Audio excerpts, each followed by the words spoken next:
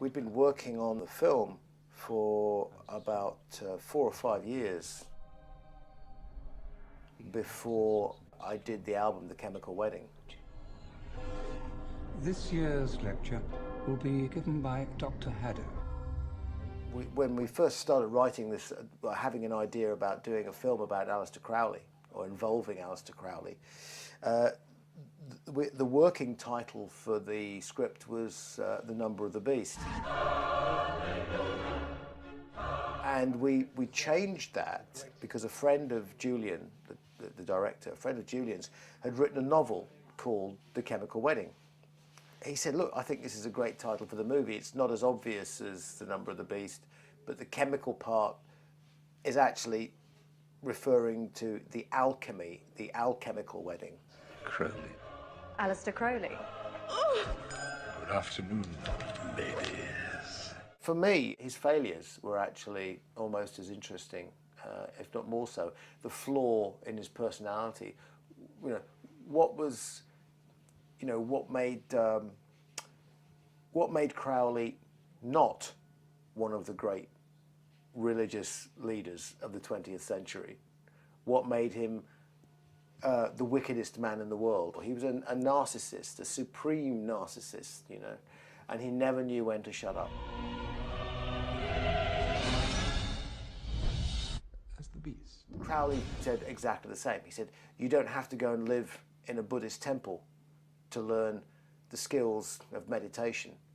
In fact, if you take drugs, you get the same effect.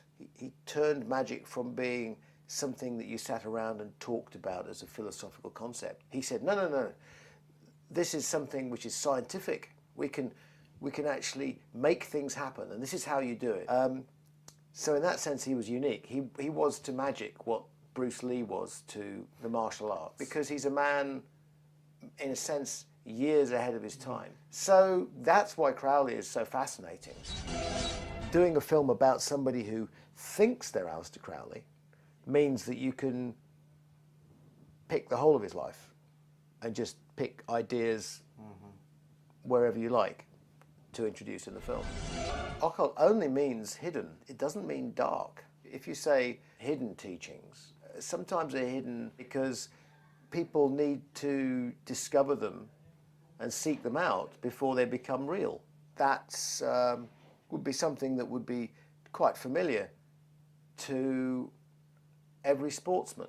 You can read about how to be a great tennis champion, a magician or a witch, but the secret hidden knowledge is not reading about it. It's doing it and experiencing it. Greatest occult event of history.